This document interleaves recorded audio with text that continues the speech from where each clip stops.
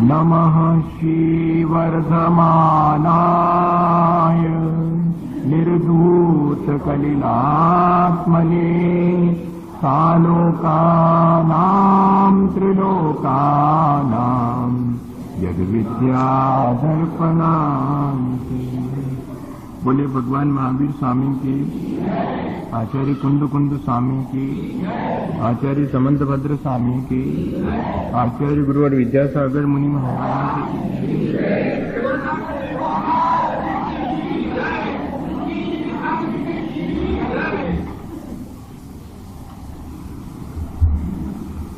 ये रत्नकरंडक श्रावकाचार आचार्य समंतभद्र स्वामी का अपन पढ़ रहे हैं। जो व्यक्ति अपने जीवन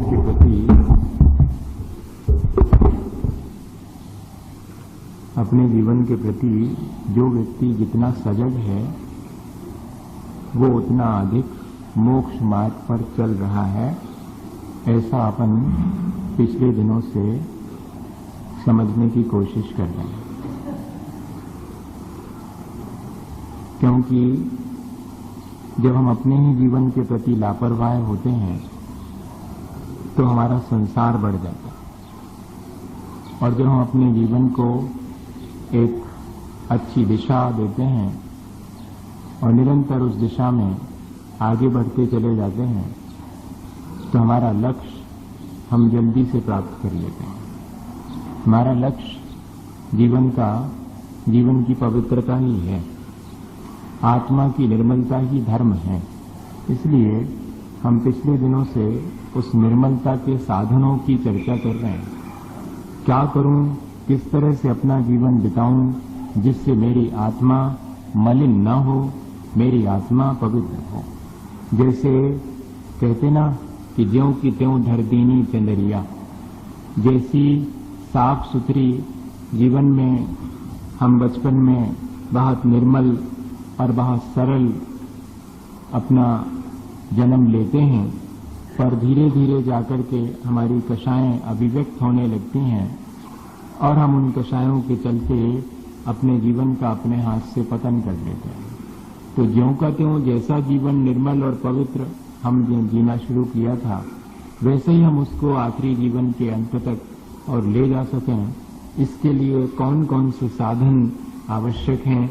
क्योंकि साध्य तो हमारा आत्मा की निर्मलता है, उसके लिए साधन क्या है? तो कहते हैं साधन तो हमारे सच्चे देव गुरु शास्त्र की है, जिन्होंने अपने परिणामों को निर्मल कर लिया है, या ऐसी वाणी जिसे सुन करके हम अपने परिणामों को निर्मल बना सकते हैं, या ऐसा कोई व्यक्ति जिसका हाथ पकड़ के हम अपने परिणामों की निर्मलता के रास्ते पर चल सकते हैं, वो तो सच्चे देवगुरु शास्त्री ही हैं। देव जिन्होंने निर्मलताओं को प्राप्त कर लिया है, जिनके दर्शन करने मात्र से हमारा मन निर्मल हो जाता है। शास्त्र जिसमें लिखी हुई वाणी हमारे मन को निर्मल बनाने में मदद करती है, और गुरु वे तो हम चाहें तो उनको फॉलो कर सकते हैं, उनका हाथ पकड़ के उनके साथ अपने परिणामों को निर्मल बनाने के लिए मोक्ष मार्ग पर चल सकते हैं। तब इन सच्चे देवगुरु शास्त्र का जो हमें आलम्बन लेना है, उनके प्रति हमारा गुणानुराग भी होना चाहिए। जब तक हमारा किसी के गुणों के प्रति अनुराग नहीं होता, तब तक हम उसके गुणों को अपने जीवन में हासिल कर ही नहीं सकते। इसलिए लिखा गया कि सच्चे देवगुरु शास्त्र के गुणों के प्रति अनुराग होना यही श्रद्धा है, और गुणों के प्रति अनुराग हुआ तो हम अपने को उनके प्रति समर्पित भी कर देंगे। श्रद्धा तो उनके गुणों के प्रति अनुराग का नाम है, लेकिन वो गुण मुझे अपने भीतर भी प्रकट करना है, इसलिए वो जैसा कहें वैसा हमने स्वीकार कर लूं। ये जो टोटल एक्सेप्टेशन है, जो स्वीकृति है, वही समर्पण है। और ऐसा समर्पण अगर एक बार सच्चे देवगुरु शास्त्र के प्रति कदाचित हमारे जीवन में हो जाए, होता बहुत मुश्किल से, कब हो जाएगा कहा नहीं जा सकता। इतनी बातें सुनने के बाद भी हो जाए कोई जरूरी नहीं है। वो समर्पण जब जीवन में अपने शांति आना शुरू होती तो मालूम पड़ता कि हाँ, हमारे जीवन में वास्तव में समर्पण आ गया। वो उसकी कसौटी है। कि हमारा जीवन निर्मल होना शुरू हो गया है, इसका मतलब है कि हमारा सच्चे देवगुरु शास्त्र के प्रति अनुराग अब समर्पण बन गया।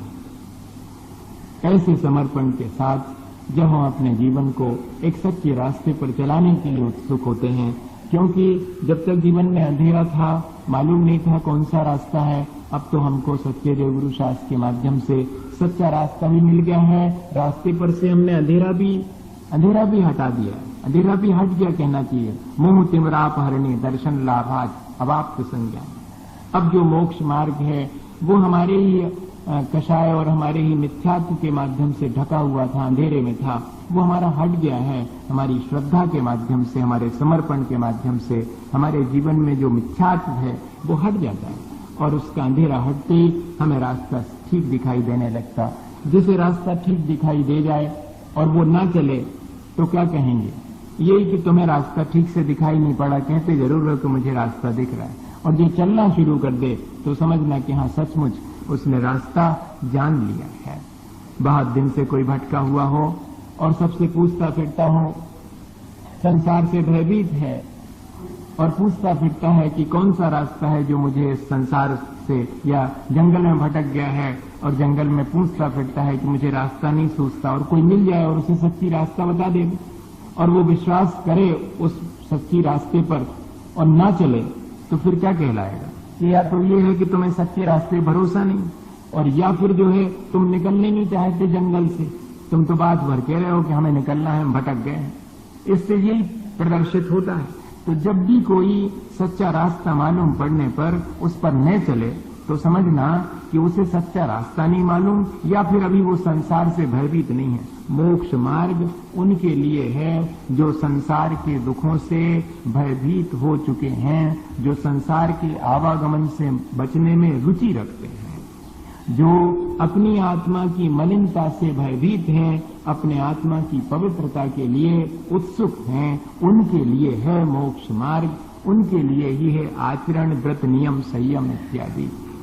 व्रत, नियम, संयम लेना भी आसान नहीं है, क्योंकि जब तक हमारी दृष्टि निर्मल नहीं होती है तब तक हम व्रत, नियम, संयम या तो ले नहीं पाते हैं, ले भी लेते हैं तब भी हम उनके द्वारा कोई ज्यादा लाभ नहीं ले पाते, अपने जीवन को अच्छा नहीं बना पाते।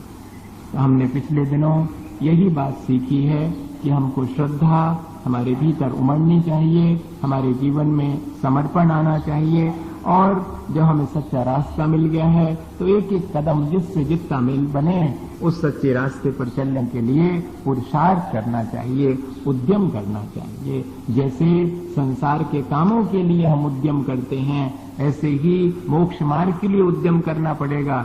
ऐसा नहीं चलेगा कि होनहार होगी, हमारा समय अच्छा आ जाएगा तो हमारे जीवन में धर्म आ जाएगा।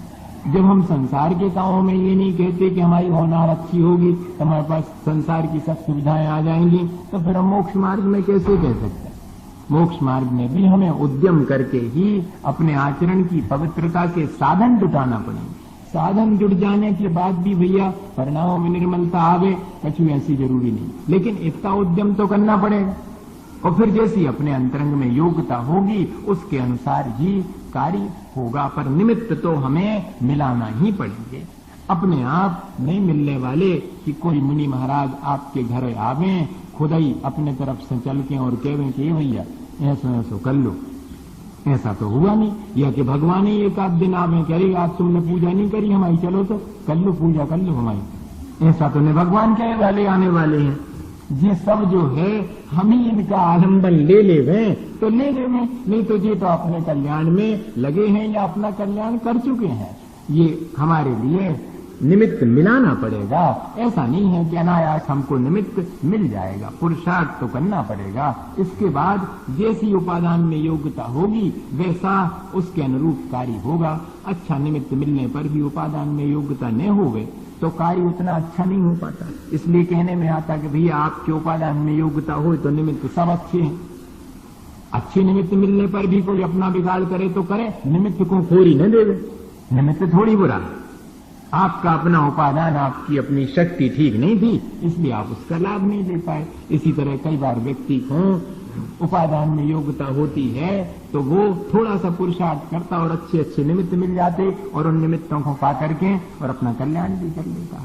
देखो शिवभूति मुनि महाराज थे तो तुष्मास घोषंतोपी, उनके कुछ पढ़े लिखे ज्यादा थे नहीं। गुरुजी ने नमोकार मंत्र बताया तो वो भी उनको भूल जाता था। गुरुजी ने एक बार कहा कि मारूसा मातूसा, न रोष करो न तोष करो, अर्थात न राग करो न द्वेष करो, इतने ही दे दिया तो वो ही भूल गए और उसकी जगह पर कहने लगे तुष्मास भिन्नम तुष्मास भिन्नम।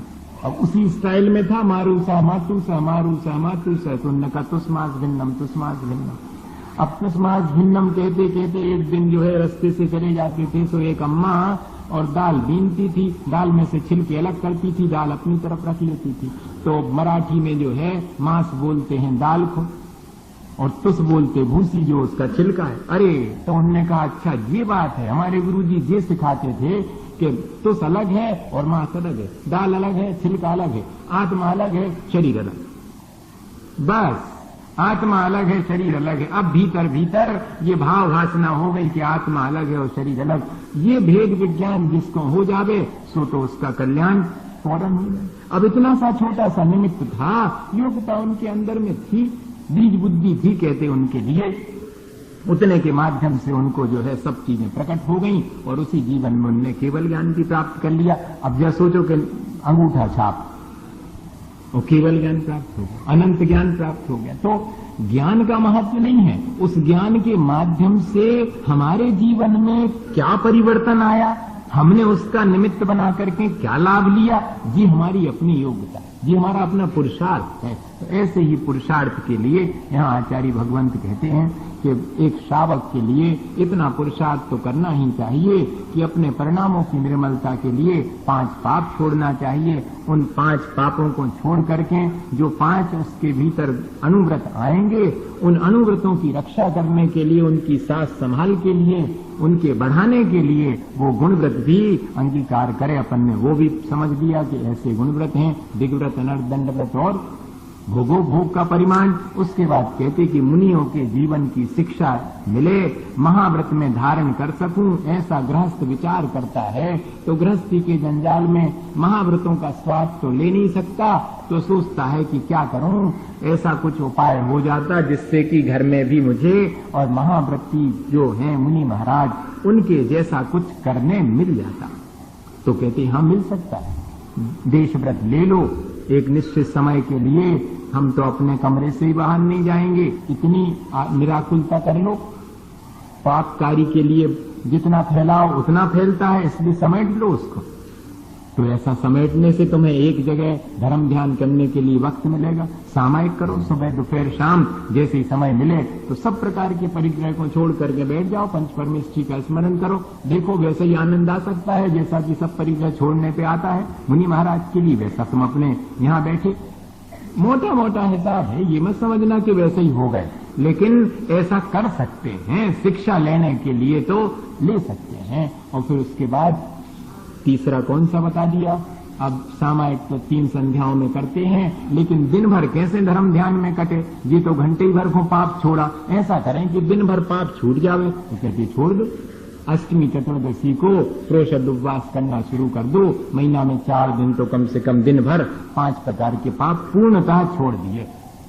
और सुबह से शाम तक धर्मामृतम सतृष्णा, धर्मामृत स्वयं पीना और आसपास जो भी हैं उनको भी धर्म चर्चा सुनाना, जिससे अपना भी उपयोग लगे और दूसरे का भी कल्याण हो गए। इस तरह से जो है प्रोषद उपवास कर दिया। अब कहते कि और निकट आना हो मुनि जनों के, साधु जनों के, तो क्या करो, उनकी सेवा करो। विद्या का एक चरण अभ्यास से आता है, दूसरा गुरु के प्रति विनय से आता है, तीसरा गुरु के चरणों की सेवा करने से आता, और चौथा विद्या कालीन पच्यते अनुभव से आता है। विद्या के 4 चरण में 2 चरण तो ऐसे ही लिखे हैं, एक अभ्यास से और एक समय पा करके, लेकिन एक गुरु के प्रति विनय और उनकी सेवा करने। अकेले विनय से काम न चल के, महाराज जी की तो हम बहुत विनय करत, हमने रोज हाथ जोड़ा था उनको, बेघू के बैठे ये की चिंता ही नहीं है, हाथ जोड़ा था हम तो रोज पांव पल लेते, जहां से निकल जाओ कैसे पल लेते, इतने में काम नहीं बन, अकेली विनय से सेवा भी करना पड़ेगी। उनको 4 प्रकार का जो दान है वो भी देना पड़ेगा। देना पड़ेगा नहीं मतलब वो अपने उत्साह से स्वयं श्रावक जो है करेगा, उसी को कहते बैया व्रत। मोक्ष मार्गी की सेवा करने का नाम बैया व्रत है। और बैया व्रत निस्वार्थ होना चाहिए, उसके पीछे कोई प्रति उपकार की भावना नहीं होनी चाहिए। निस्वार्थ सेवा है, वो मोक्ष मार्गी की सेवा है। इसको अपन पिछले दिनों पढ़ रहे थे। आज जो है एक चीज और समझ लें कि दान और त्याग में क्या फर्क है, क्योंकि दानम वैयाव्रत्यम, दान को ही वैयाव्रत कहा। और एक शब्द त्याग भी आता है, उसमें कह तो यही रहे कि अपनी चीज का त्याग करना। अनुग्रहार्थम स्वस्याति सर्वोदानम, अपने ऊपर के अनुग्रह के लिए अपनी चीज या अपना धन संपत्ति इत्यादि दूसरे को देना उपकार के लिए, वो कहलाता दान। तो दान और त्याग में फर्क क्या है? कहते दान तो जो है पर के उपकार के लिए है, और त्याग में दूसरे के उपकार की भावना नहीं है, सिर्फ अपने ही उपकार की भावना है। हमने छोड़ दिया, अब तो कोई ले चाहे नहीं ले। एक तो ये स्थिति होती कि अपन कोई राजा है सो अपने योग हो और राज दे करके फिर विरक्त हो गया, और कोई कोई छोड़ करके चले गए, अब चाहे तुम बनाओ चाहे मिटाओ, हमने त्याग कर दिया। तो त्याग में दूसरे की अपेक्षा नहीं है, दूसरे का उपकार हो या ना हो। दान में त्याग भी है और दूसरे के उपकार की भावना भी, इतना दोनों में फर्क है। इसलिए यहां पर बैया व्रत को दान ही कहा है, और अकेला दान नहीं, उसमें यथायोग जो सेवा है वो भी शामिल है। इसलिए बैया व्रत दान से थोड़ा बड़ा व्यापक है। अब अपन पढ़ते कि बैया व्रत में और क्या क्या उसमें शामिल होगा। व्यावृत्ति व्यापत्ति व्यपनोदः पदयोः संवाहनम् च गुणरागात् बैयाव्रत्यम् यावा अग्रहोऽन्योऽपि संयमिनाम् अपत्ति व्यपनोदः योः संवाहनम् च गुणरागात् बैयाव्रत्यम् यावा नुपग्रहोऽन्योऽपि संयमिनाम्। इसमें सबसे मुख्य क्या है? गुण रागात, गुणों से अनुराग होना चाहिए। देखो बेटे की सेवा बचपन से मां करती है, और एक नर्स भी रोगी की सेवा करती है। दोनों प्रकार की सेवाओं में फर्क है कि नहीं है? एक में मेरा बेटा है ऐसा प्रेम का भाव है, और किसी मां से पूछो कि तुमने तो अपने बेटे की बहुत सेवा करी, वो कहेगी मैं तो कुछ कर ही नहीं पाई, मैं तो उसे ठीक संस्कार दे ही नहीं पाई। अच्छा तो तुम्हारी सेवा का कुछ चाहोगे, पैसा वगैरह? नहीं। लेकिन रोगी की सेवा नर्स करे तो क्या चाहेगी? पैसा चाहिए। काहे के लिए कर रहे हैं? वहां पर रोगी के प्रति कोई ऐसा भाव नहीं है कि ये मेरा है, नहीं, मेरा काम है, कर्तव्य है, उसके बिना मुझे 4 पैसे थोड़ी मिलने वाले हैं, इसलिए मुझे सेवा करनी। अगर नर्स को बेटे की सेवा के लिए लगाओ तो नर्स कहेगी इतनी सेवा करी, हमने कम नहीं करी, बहुत करी है, पैसा इतना बनता उसका। लेकिन मां से पूछो कि तुमने इतनी सेवा करी, क्या लोगे इसके एवज में? कुछ नहीं। बेटा भी पूरी जिंदगी चाहे तो चुकता नहीं कर सकता उस हिसाब को। हमारे ख्याल से ये समझ में आ जाएगा कि गुण रागात का क्या अर्थ है। क्या ऐसी ही हम मोक्ष मार्गी की सेवा करते हैं जैसी कि एक मां अपने बेटे की निस्वार्थ भाव से उसके एवज में कुछ नहीं चाहती? कितना अनुराग रहता है। बड़े होकर के वही बेटा दुत्कार भी दे दे तब भी, इसके बाद भी वो हमेशा उसका हित ही चाहेगी। शराब पी के भी आ जाए घरे तो चुपचाप कहे कि देखो पिता ने देख ले, मैं सो जाओ चुपचाप, अब नहीं करी है, तब भी यही कहेगी, भगाएगी नहीं। ये क्या चीज है? ये गुण रागात। वहां मोह कह लो, जो कहना वो कह लो, लेकिन मोक्ष मार्ग में भी ऐसा ही हमारा अनुराग होगा तो बैया वृत्ति नाम का तप है। और नहीं तो ये समझो कि हो अब हैं सो हमें करने हैं। अब आए हैं महाराज तो चौका लगाऊंगे, न 4 आदमी काके हैं और आए हैं सो उनके पास जाने हैं, वे सबके लड़का जात है सो हमारा लड़का नहीं जात, सो वीर वीर सब जने जा कह रहे सो हम भी जान लगे। मगर गुण रागात नहीं है, लाभ सबको एक सा नहीं मिलने वाला। 100 लोग पैर दबा रहे हैं, 100 को अलग अलग लाभ है। जिसका जितना गुणों के प्रति अनुराग होगा उसको उतना वैयावृत्ति नाम का तप होगा, उसको उतना लाभ मिलेगा। बाकी जो है अकेले पैर दबाने से नहीं। लिखा है व्यापत्ति व्यपनोदह पदयोः संवाहनम च गुण राग।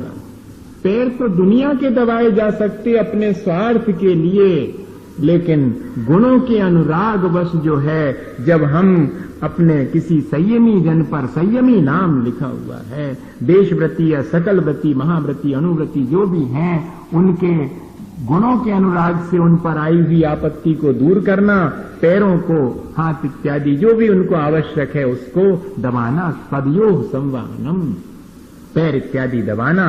और अन्यहापि यावान उपग्रह सवैयावृत्तिम उच्यते, और भी जो जिस प्रकार का उपकार हो सके वो सब वैयावृत्ति में आता है। उनके स्वाध्याय में सहयोगी बन गए। हम आपके स्वाध्याय में डिस्टर्ब नहीं करेंगे, हम बाद में आप बात कर लेंगे। नहीं, आपकी सामायिक का समय, हमें तो दर्शन करवा ही दो, हम बाहर से आए। अब भैया ठीक है, तो अब जो अच्छो दबाव है ये हैं कि हम बहुत दूर से आए और हमारी गाड़ी बिल्कुल खड़ी है, हम तो 1 घंटा लेट आती, 100 मिनट तक चले आए। तो अब जो है सो उपकार सो कर रहे आप, जी नहीं होना चाहिए, इसमें जी सेवा नहीं कहलाई।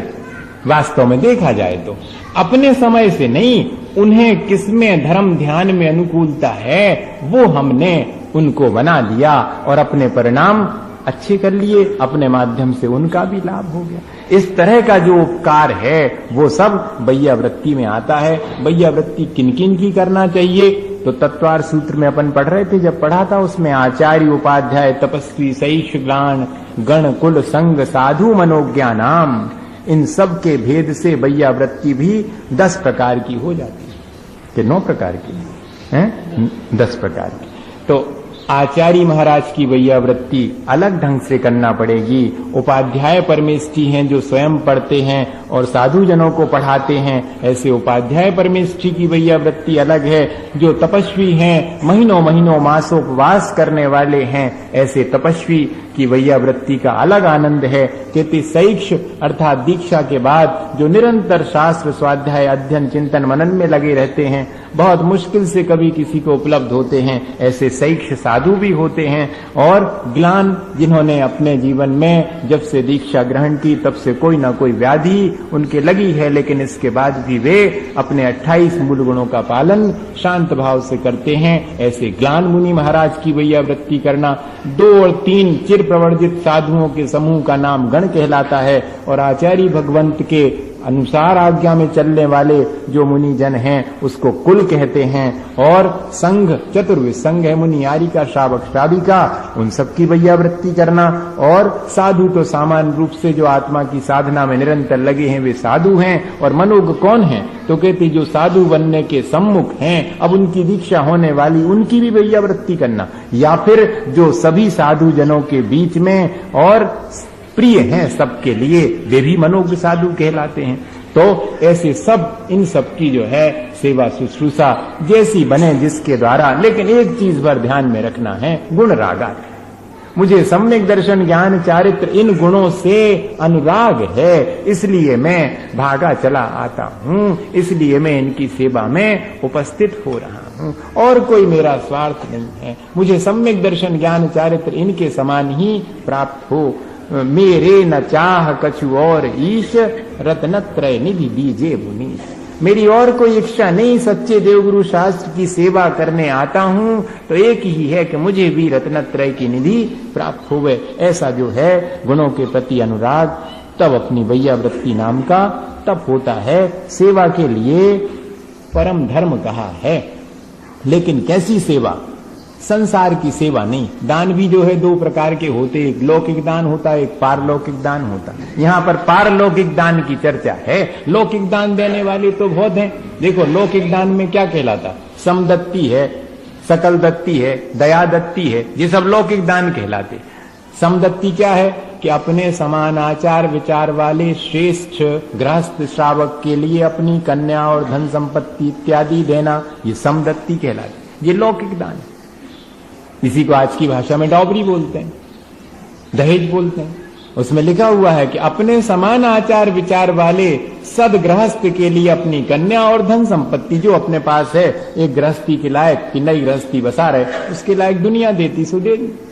ने मांगने की आवश्यकता आए, उन्हें कछु भिखारी जैसे बन करके जो है अपनी हाथ फैलाने की आवश्यकता है, वो तो अपने आप ही स्वेच्छा से देगा। तो ये समदत्ति। लेकिन आज लौकिक व्यवहार भी बिगड़ गया। पारलौकिक तो जैसो है सो है ही, लेकिन लौकिक भी ऐसा हो गया, लौकिक में भी ये समदत्ति नाम की चीज बिगड़ गई। फिर कहते सकल दत्ति क्या कहलाती? अपने वंश की परंपरा के लिए अपने योग पुत्र को धन और धर्म दोनों दे करके संस्कारित करना, ये सकल दत्ति कहलाता। ये भी आज कोई नहीं करता। लौकिक दान भी समाप्त हो गया। अपने योग पुत्र के लिए, अपनी वंश परंपरा चलाने के लिए अपना धन और धर्म दोनों देना पूरा, और अपना परिवार सौंप देना कि बेटे अब तुम्हारी जिम्मेदारी, मैं तो फारिग हो गया, अब तुम समझदार हो गए, तुम्हारा विवाह हो गया, इसलिए तुम्हारी जिम्मेदारी, अब मैं कोई बोलूंगा नहीं तुम्हारे बीच में। ऐसा कोई करता है आज? बहुत मुश्किल है। आखिरी समय मरत मरत तक चाबी खुशी रे बानी छूट सका। का पता लड़का ने मिटा दी, हमने इतने उसे कमाई, वो खुद ही चले गए, उसे सबरी मिट गई। वो का है मनोबा छूटन नहीं जब तक नहीं छूटती। ये सकल दत्ति का प्रचलन खत्म हो गया। अपने योग्य शिष्य के हाथ में धन और पूरा परिवार सौंप दिया कि बेटे अब तुम चलाना, अब हम नहीं चलाएंगे, हमारी तो हो गई, अब हम तो सिर्फ देखेंगे तुम कैसा चलाते हो, कुछ दिन हम देखेंगे कैसा चलाते हो, और फिर जैसा चलाओ चाहे चलाओ, हम तो अब जाएंगे सो महाराज के पास जाएंगे, वहीं रहेंगे। 70 साल के व्यक्ति से एक दिन को दुकान नहीं छूट पाती। हमें बड़ा वो लगता है कि अरे अभी तो इनका संसार जो है बहुत, इसी से मालूम पड़ा। एक दिन को दुकान नहीं खुली, लड़का खोले तो खोले, कमाए तो कमाए, जा नहीं काय नहीं खुली, तुम जाओ ना हम जाओ, मंदिर ने जे मनो जे है दुकान पे दे। इतना जो है आसक्ति, इससे आसक्ति मालूम पड़ती। आप बातें चाहे कितना करो, पूजा करो चाहे 3 घंटा, हमें ऐसे कछु मतलब नहीं है। करी हुई है आपने 3 घंटा पूजा, मनोबा आकुलता तो छूटी नहीं है आपकी कि 70 साल के हो गए और अब दुकान पे जाने, खुली के नहीं खुली, इसकी आकुलता कर रहे। हार्ट अटैक हो गया, इसके बाद भी दुकान पे जा रहे, हमें नहीं समझ में आता। बात जरूर अपन बहुत धर्म की करते हैं। सकल दत्ति अगर एक बार मन में आ जाए कि बिल्कुल हमने तो अपने बेटे को सब सौंप दिया, बनाओ तो मिटाओ तो, हम तो निश्चिंत हो गए, तो कर सकता व्यक्ति। और एक होती दया दत्ति, करुणा पूर्वक दीन दुखी अनाथ व्यक्ति को देखकर और उसकी जो मदद की जाती है, वो सब दया दत्ति कहलाती, वो करुणा दान कहलाता। ये सब लौकिक दान हैं, यही समझ जावे तो भी बहुत। और पारलौकिक दान तो वो कहलाता जिसमें हम उत्तम मध्यम जघन्य पात्र का विवेक करके और उसके यथा योग रत्नत्रय की प्राप्ति के लिए जो दान इत्यादि देते हैं, वास्तव में श्रद्धा से दिया जाने वाला दान, वो दान परमार्थ के लिए किया गया दान है। श्रद्धा पूर्वक, पात्र को दया बुद्धि से नहीं देना, ये महाराज भूखे हैं अपन खुआ दो, ऐसा नहीं। उनके गुणों के प्रति श्रद्धा है, इसलिए वे थोड़ी मांग रहे हैं, लेकिन हम अपना कर्तव्य करेंगे। इस तरह जो श्रद्धा पूर्वक दिया जाए वो परमार्थ का दान है, और जो लोक व्यवहार में चलता है वो लौकिक दान है। फॉर म्यूचुअल बेनिफिट, एक बहुत अच्छा शब्द है। दान के साथ म्यूचुअल बेनिफिट, जो देता है उसका भी लाभ, जिसने पाया उसका भी लाभ, दोनों का लाभ। ऐसा ही दान श्रेष्ठ है। अब जो उनके दांत नहीं है, वो को तुम चना दे रहे का काम के। गरीब आदमी खुद को भोजन नहीं कर पाऊ तो कह रहे हम हाथी ले लो तुम। अब हाथी कहां से पाले, वो खुद खा नहीं पाऊ तो हाथी को कखवा। हाथी पालने वाला बहुत बड़ा होता। तो कहते ऐसा दान नहीं, दान जिससे एक दूसरे का भी उपकार होवे और अपने परिणामों में भी निर्मलता आवे, ऐसी चीज देना चाहिए। बैया व्रत करण नाम की 16 कारण भावनाओं में एक भावना सोई है? उसके द्वारा तीर्थंकर प्रकृति का बंध होता। श्री कृष्ण जी के बारे में आता है कि उन्होंने औषधि दान दिया, उसके फलस्वरूप जो है उनने तीर्थंकर प्रकृति बांधी। सबके यहां पर औषधि की व्यवस्था करवा दी कि जहां भी महाराज जाएंगे वहां पर, और उनको वैद्य जी को लेकर के और उनकी उपचार किया। तो अंतरंग के परिणामों की बात है। छोटा सा अपना भाव भी और बहुत बड़ा फल दे सकता है। बस ये है कि निर्मलता होनी चाहिए। फिर कहते कि दानम मुच्यते अथ किम इति आह। कहते दान क्या चीज है? नौ पुण्य प्रतिपत्ति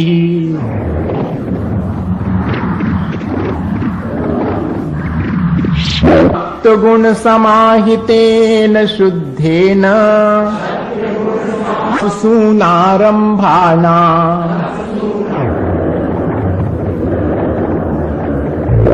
यानामिष्यते दानम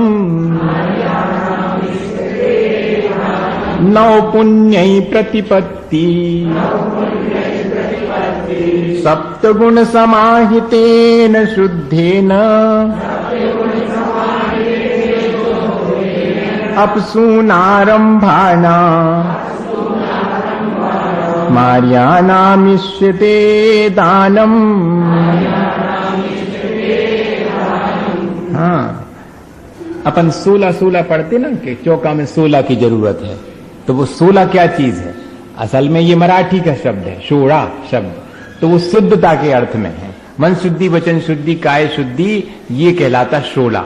और वास्तव में देखा जाए तो जिस चौके में 16 बातों का ध्यान रखा जाता वो 16 का चौका है। 16 बातें कौन सी? देखो जी लिखी इसमें, नवदा भक्ति और दाता के 7 गुण, सबरे कितने हो गए 16। ये जहां पर ध्यान रखा जावे वो 16 है। 16 मन शुद्धि, वचन शुद्धि, काय शुद्धि का तो है ही, क्योंकि 16 शब्द जो है वो शुद्धि के अर्थ में है। पर अगर ऐसा अर्थ भी ले लेवे कि जहां 16 बातें अर्थात नवदा भक्ति और 7 दाता के गुणों का ध्यान रखा जाता, वो वही कह रहे 9 पुण्य प्रतिपत्ति। यहां पर 9 पुण्य से तात्पर्य क्या है? नवदा भक्ति। तो कहते नवदा भक्ति पूर्वक जो आहार इत्यादि दिया जाता है, जो सेवा की जाती है, वो दान कहलाती है, अर्थात श्रद्धा पूर्वक। और सप्तगुण समाहितेन, अब जो उनको दे रहे हो कि तो गुण टटोल रहे, और अपने कहती अपने भी देखो, 7 आपके पास भी भाव चाहिए। उनकी नवदा भक्ति के लिए तो उनकी परीक्षा कर लो कि वे मोक्ष मार्गी हैं कि नहीं, तो देना, लेकिन अपनी परीक्षा भी करो कि हम उस देने के योग्य हैं कि नहीं। 7 गुण हमारे पास होना चाहिए। तो कहती सप्त गुण समाहितेन शुद्धेन, 7 गुणों से युक्त, और कहते हैं सब प्रकार की मन वचन काय की शुद्धि पूर्वक, जो दाता के द्वारा किसको दिया गया दान? अपसूनारंभा नाम, जिन्होंने गृहस्थी के कार्य आरंभ सारंभ और 5 सूना कहलाते हैं। 5 सूना, ओखली, चक्की हैं, और बाल्टी, और झाड़ू, और घिनौची, हाँ वो रखने के लिए हैं, हाँ पानी, वही उदक घटा, प्रमार्जनी, चुलूका, पेशनी, पीसने की चक्की, और ओखली, ये सब जो है ये 5 चीजें हिंसा की हैं, इन्हीं के द्वारा गृहस्थी चलती है। तो कहती जिसने इनका त्याग कर दिया, अर्थात जिसने गृहस्थी का ही त्याग कर दिया, आरंभ परिग्रह का, उनके लिए देना आर्या नाम, अर्थात सम्यक दर्शन आदि गुणों से युक्त जो जीव हैं उनके लिए। कितनी बातें हो गई? कहते 7 गुणों से युक्त और मन वचन काय की शुद्धि पूर्वक जो दाता है उसके द्वारा किसको दिया जाए? घर गृहस्थी से जो विमुख हो चुके हैं, ऐसे सम्यक दर्शन ज्ञान चारित्र से युक्त जो तपस्वी जन हैं उनके लिए। और कैसो दे दो? दुत्कार के दे दो, नवदा भक्ति 9 पुण्य, कहते बहुत नवदा भक्ति पूर्वक देना चाहिए। ऐसा दिया हुआ दान ही वास्तविक दान माना जाता है, उसी से हमारा परमार्थ सदता है। दाता के 7 गुण कौन से हैं?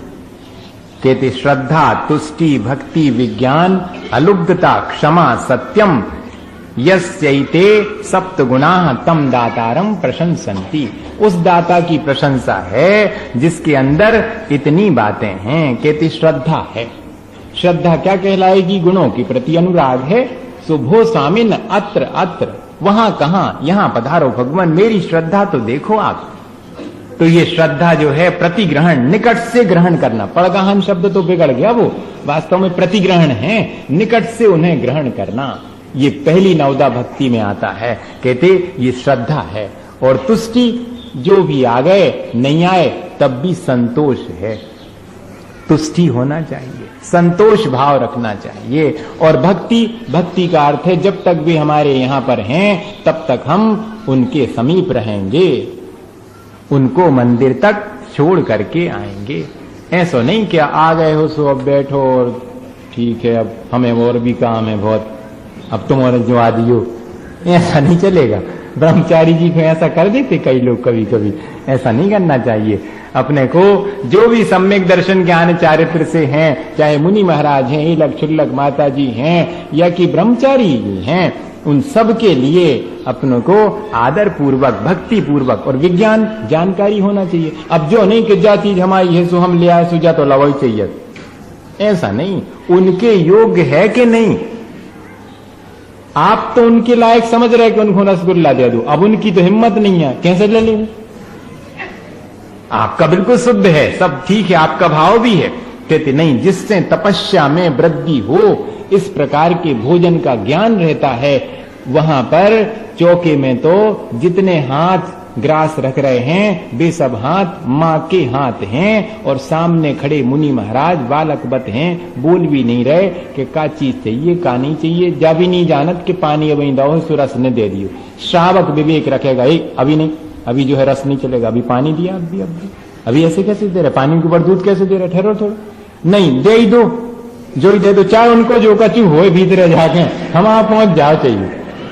कहते ये विज्ञान नहीं, ये दाता का गुण नहीं है। दाता का गुण तो वो है जिसमें वो सजग है, सावधान है, उसको जानकारी है कि कैसे उनको देना है। अलुब्धता, अलुब्धता मतलब मुझे इसके एवज में यश ख्याति इत्यादि मिले और आगामी भोग उपभोग की सामग्री मिले, ऐसी कोई चाहत नहीं, लोभ नहीं। और दूसरी चीज, देने में भी लोभ नहीं कि जा चीज बचा ले, अरे जा सबरी दाएं दे, ऐसा भी नहीं आएगा, ऐसी भी लालच नहीं है। और आगामी जीवन में मिले ऐसी भी अलुब्धता है। और कहते क्षमा, अर्थात दूसरे से ईर्ष्या नहीं है, दूसरे से मात्सरी नहीं है, और भी दाता हैं, सब आओ और देओ, अरे जे देते चले जा रहे, अरे नहीं कितने हो रहे, ऐसा मात्सरी अगर है तो आपका ही गुण खंडित हो गया और आप खोंदेर लगेगी। उसको तो जल्दी मिल गया उसके गुणों से, आपको देर लग रही है तो उसके गुणों से नहीं, आपके अवगुणों से देर लग रही। हाँ, जाने समझिए कि उनके गुणों की वजह से हमें और देर लग गई। हाँ, कोई ना कोई हमारे भीतर विकल्प है। अंतरंग परिणामों की संभाल तो अपन को खुद करनी चाहिए। इसमें लिखा क्षमा गुण और सत्यम, उस समय हमारे मन में उनके प्रति कोई भी द्वेष भाव नहीं है। कहते हैं कि उस समय ऐसा कोई भाव नहीं आना चाहिए, हो ठीक है अब महाराज जी हैं तो, लेकिन कई बातें हैं जो अपन को ठीक जमती नहीं है ना, ऐसा भाव नहीं आना चाहिए। वो जैसे हैं ठीक है, हमारी श्रद्धा बोले तो ठीक है, उनने तो कहने गए नहीं था कि तुम लगाओ चौका, कोई क्या आज तक कहने, आपने अपनी सुविधा से लगाया, अपनी शिक्षा से लगाया, आपकी भावना ये जो है मन में इस तरह की भावना नहीं आनी चाहिए। सत्य के लिए और विशेष रूप से हैं। अच्छा, दूसरा क्या नाम दिया? दया। अच्छा, दूसरे उस पर दया भाव भी रखना चाहिए। मुदितत्व भी लिखा हुआ है, निरहंकारत्व वगैरह, और भी कई प्रकार से दाता के 7 गुण हैं। ये इसमें तो ये भी है, जैसे श्रद्धा, शक्ति, अलुब्धता, भक्ति, ज्ञान, विज्ञान को ज्ञान, दया और क्षमा, ये 7 गुण भी हैं। इस तरह से दाता के अंदर ये 7 गुण, और मन शुद्धि, वचन शुद्धि, काय शुद्धि तो होती है। नवदा भक्ति अपन जानते हैं, पड़गाहन कर लिया, उच्च स्थान दे दिया, सब सहज रूप से होता है। कोई भी अतिथि आएगा तो उसको ग्रहण, अरे आइएगा, सहज रूप से बैठोगे तो बैठने की प्रक्रिया का नाम उच्च स्थान ग्रहण करना। और फिर क्या करेंगे, अरे जरा लाओ तो हम आपके पैर धुला लें, जरा माथे से लगा लें, आपकी पूजा करेंगे। सो माथे से लगा लिया, पूजा कर ली, भक्ति दिखा रहे, कैसे मालूम पड़ेगा कि ये श्रद्धा से दे रहे हैं या बिगाड़ टाल रहे हैं? तो कहते नवदा भक्ति, कछु मुनि महाराज को पांव धुआवे की अपनी पूजा करावे की नहीं है। श्रावक की परीक्षा हो जाए, आती है पूजा की नहीं आती, और कुछ नहीं। आप कब सीखोगे? उस माध्यम से जो है सीख जाएगा। और फिर मन शुद्धि, वचन शुद्धि, काय शुद्धि, भोजन शुद्ध है, नमोस्तु भगवन जी, हो गई 9 बातें। सो मन शुद्धि, वचन शुद्धि, काय शुद्धि, आहार जल शुद्ध है, अंजलि अरे ठहरो, ठीक से बोलो, वो मुद्रा छोड़ के अंजलि बांध के भोजन ग्रहण करो, और नमोस्तु कछु नहीं।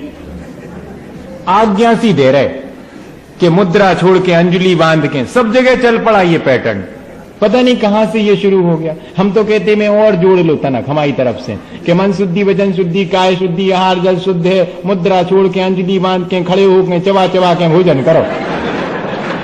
अब क्या कहें और सबई बता दो जैसे बिल्कुल ही बुद्धू हो। अरे आप ना, अब ये कहां लिखा उसमें तो यही लिखा कि मन शुद्धि, वचन शुद्धि, काय शुद्धि, भोजन शुद्ध है। भगवान जो विधि हो, जैसा हो, आप ग्रहण करिए, नमोस्तु। ग्रहण करने की आपके ऊपर निर्भर करता है कि आप कैसे करेंगे। कुछ बोलने की आवश्यकता नहीं है, सहज रूप से प्रक्रिया थी, लेकिन उसमें भी ऐसा दांव पैंच जैसा लगने लगता है। क्या आवश्यकता है? सामान्य रूप से चला आ रहा था, मन शुद्धि, वचन शुद्धि, काय शुद्धि, आहार जल शुद्ध, अंजलि छोड़कर भोजन ग्रहण करिए, नमोस्तु भगवान। ये सामान्य चला आ रहा था, उसमें जो है और एक प्रपंच में डाल दिया तो पूरी मैकेनाइज हो जाती प्रक्रिया। मैं मशीनीकृत देखता हूं, मशीनीकृत नहीं होना चाहिए, बहुत भावात्मक होनी चाहिए, सहज। एक अम्मा जी थी, वो अभी अब तो नहीं रही, वो हमेशा मैं उनके याद आ जाता है ऐसे मौके पर। वो क्या कहती थी, आओ महाराज। कबू हमने उनसे नहीं सुनी कि गृहशाला में प्रवेश करो के भोजनशाला में, आओ महाराज। और फिर पहुंच गए, सुनने उनने उच्चासन कही, बैठो महाराज। इतने प्रेम से पगे हुए शब्दों में बैठो महाराज।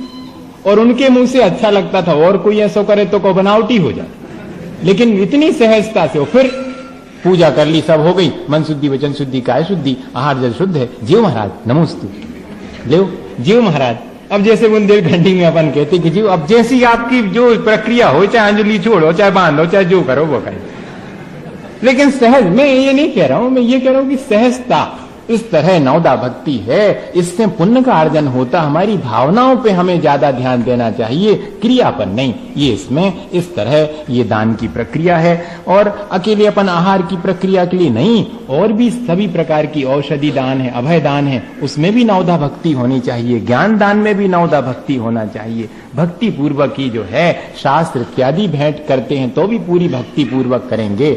सभी प्रकार का, 4 प्रकार का दान, और सबके लिए, मुनि महाराज हों या केलक शुल्लक हैं, माता जी हैं या आपके ब्रह्मचारी हैं, अपने भाव भक्ति तो पूरी होना चाहिए। क्योंकि लाभ किसका मिलने वाला, अपनी भाव भक्ति। अब ये बात अलग है कि जैसी भूमि में बोया गया होगा वैसा, अच्छा बीज भी बुरी भूमि में बोया जाए तो अच्छा फल नहीं देता, ये बात जुदी है। तो अपन पात्र को देंगे, पात्र में भी जो श्रेष्ठ होगा उसको विशेष हो ही जाता है। विशेष पात्र होगा तो उसके माध्यम से विशेष आपको लाभ मिलने वाला। पर ऐसा नहीं कि पात्र विशेष नहीं है इसलिए हम अपने परिणाम भी विशेष न रखें। जगह लिखी, अपने परिणाम तो हम सबके प्रति विशिष्ट ही रखेंगे, पात्र की विशेषता से मेरे लिए और ज्यादा लाभ मिल जाएगा। इस तरह ये दान की प्रक्रिया है भैया। हम सब लोग जो है इस तरह का दान अपने जीवन में, ऐसी सेवा, ऐसी वैयावृत्ति करके मुनि जनों के जैसे आचरण की शिक्षा ले सकें, इसी भावना के साथ बोले आचार्य गुरुवर विद्यासागर मुनि। 2-3 बातें मुझे कहनी है। मेरा फर्ज तो नहीं है, पर इंफॉर्मेशन कि कल से जो है 7:15 बजे संगोष्ठी शुरू होगी। संगोष्ठी को ये मत मानिएगा कि विद्वान आएंगे और बड़ी बड़ी बातें करेंगे, नहीं, बहुत सामान्य जो है चर्चा होगी, विचार होगा, उसको सबको बैठ के सुनना चाहिए। कहीं कुछ कठिनाई होगी तो उसके बाद मैं 15 मिनट या 10-15 मिनट और उस चीज को सरल करूंगा। अपन विज्ञान से जैन धर्म को जोड़ करके आज की आने वाली पीढ़ी को कोई संदेश दे पाएंगे, इसलिए ये है प्रयास। तो हमारे साथ तो चल जाता है कि हमने शुरू भी कर दो तो भी चले आ रहे, मनोज जी अच्छा नहीं लगेगा। इतने सबके बीच में अपना फर्ज है कि अगर हो सके तो अपने प्रतिष्ठान ने खोलने का अगर मन बना लेवे, विकल्प ने करें 3 दिन के लाने पैसा तो चौथे दिन भी उत्तो सबरो आजो जितने 3 दिन में आ रहे।